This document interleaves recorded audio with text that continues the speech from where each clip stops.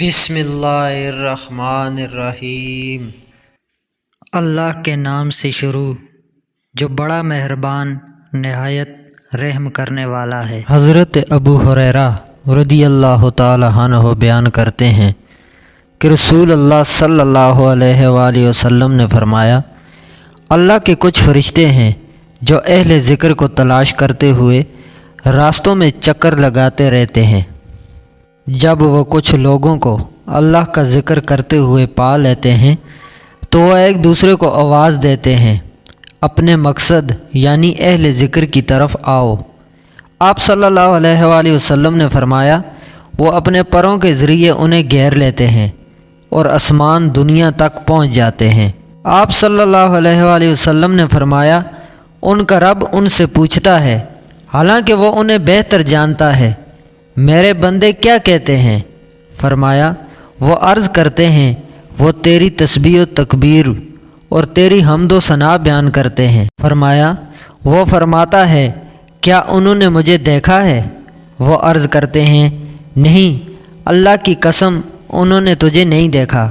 فرمایا، اللہ تعالیٰ فرماتا ہے، اگر وہ مجھے دیکھ لیں تو پھر ان کی کیفیت کیسی ہو؟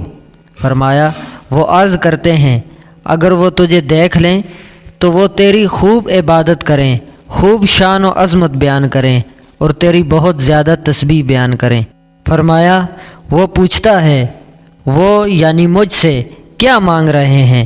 وہ عرض کرتے ہیں، وہ تجھ سے جنت مانگ رہے ہیں۔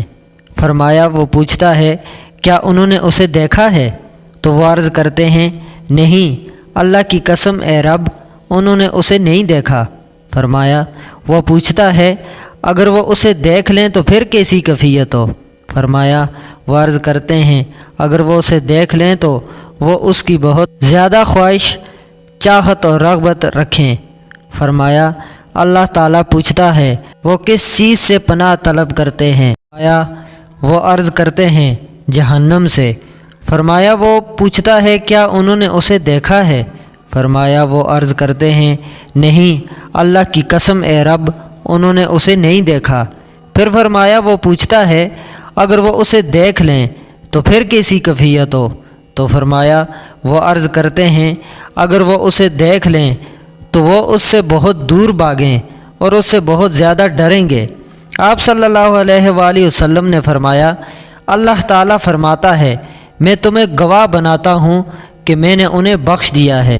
آپ صلی اللہ علیہ وآلہ وسلم نے ارشاد فرمایا کہ وہ فرشتے اللہ تعالیٰ کے سامنے عرض کرتے ہیں کہ اے ہمارے رب، کہ ان میں یعنی اہل ذکر میں ایک ایسا شخص بھی تھا جو اپنے کسی کام سے آیا تھا، اس کا مقصد تیرا ذکر کرنا نہیں تھا۔